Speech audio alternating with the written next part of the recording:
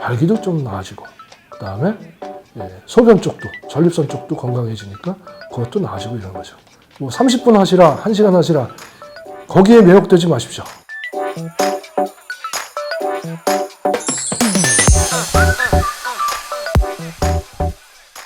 성기능을 보존하거나 아니면 성기능 장애를 극복하기 위해서 어떻게 하는 것이 좋으냐 하고 물어보시는 분들이 굉장히 많습니다. 단도직입적으로 명료하게 말씀드리면 정확하게 그럴 수 있는 방법은 없습니다. 하지만 도움이 되는 방법은 몇 가지가 있겠죠. 발기부전은 아까 말씀드렸듯이 나이가 들면서 혈관이나 신경이 조금씩 노쇠해 가는 거거든요. 그러니까 몸 상태가 전반적으로 최적의 상태, 나이를 안 먹을 수는 없지만 나이가 드시면서도 최적의 상태를 유지할 수 있는 방안을 모색하시면 됩니다. 당뇨 안 걸리고 고혈압 생기지 않게 하면서 만성질환 안 생기게 결국은 이제 건강을 유지하는 애매모호한 얘기밖에 없죠. 그 방법 중에서 제일 좋은 게 뭐 음식을 이거 먹으면 좋다 저거 먹으면 좋다 그런 얘기들 물어보시는 경우가 많은데 사실 음식이야 뭐 인参만 맨날 먹는다고 무조건 좋아지는 건 아니고 물론 홍삼 같은 거는 성기능에 조금 도움이 된다는 얘기는 분명히 있습니다. 그렇다고 그걸 뭐 무작정 저는 환자분들한테 그렇게 말씀드립니다. 음식에 대해서는 적당량을 골고루 드시라고 말씀드립니다. 균형 잡힌 영양소를 섭취하는 것만큼 좋은 방법은 없습니다. 몸에 좋은 음식이라고 많이 먹으면 분명히 탈이 납니다. 그러니까 뭐가 좋다 그러지만 물론 좋다는 거 조금 잡수는 거는 그게 해가 없다는 게 확인된 경우에는 잡수셔도 무리가 없겠지만은 가장 권유하는 것은 음식을 골고루 섭취하셔서 적당량을 너무 소량도 안 되고 너무 과량도 당연히 좋지 않겠죠. 적당량 섭취하셔서 균형 잡힌 영양 상태를 유지하는 게 성생활을 유지하는 데도 가장 도움이 된다고 생각합니다. 운동에 대해서 물어보시는 분들이 있는데 이거 전립선과 발기 둘 다 영향이 다 있습니다. 이것도 좀 잘 알아두시면 됩니다. 운동 중에 제일 좋은 거는 무슨 운동이든 적당량의 운동입니다. 적당량의 운동, 특히 이제 걷는 운동 같은 거죠. 가만 앉아 계시거나 운동을 안 하고 누워 계시는 건 굉장히 안 좋습니다. 그건 뭐 당연히 좋지 않고요. 당연히 좋지 않은 방법이고 그 중에서도 이제 많이 하는 운동 중에서 그런 게 있겠죠. 뭐 걷는 운동도 있고 이제 뛰는 것도 있고 자전거 타시는 분도 있고 등산도 있고 이런 것들이 이제 사실은 대표적인 운동 중에 하나겠죠.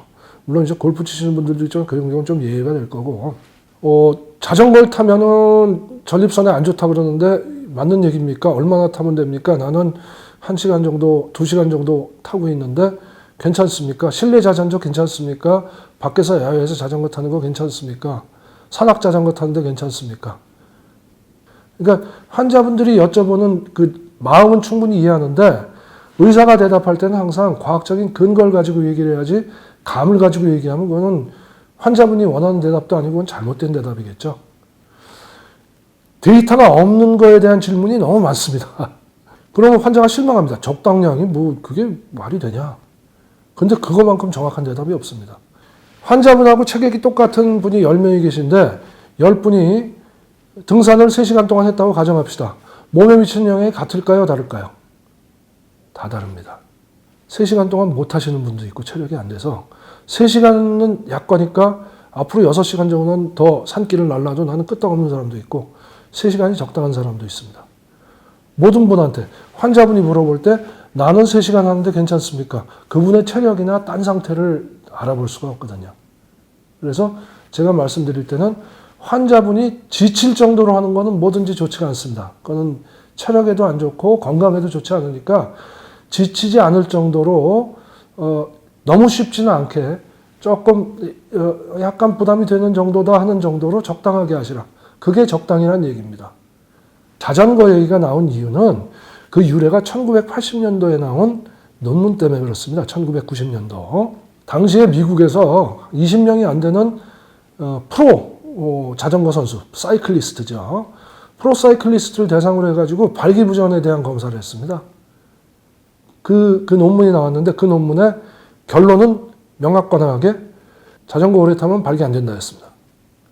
그러니까 그거를 보고 이제 기억하는 분들도 드물게 있고 또 근래 그거 때문에 연이어서 한참 동안, 한 20, 30년 동안 연구가 안 되다가 또 일부에서 또 연구를 조금 했어요. 그거 연구가 나온 다음에 아마 그걸 보신 것 같은데 그 연구 결과는 오히려 거꾸로입니다. 자전거 타도 큰 문제 안 된다.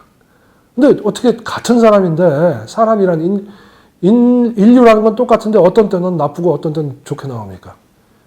그건 조사하는 방법에 문제가 있는 겁니다. 프로사이클리스트는 우리가 그냥 자전거를 굉장히 오래 타겠죠.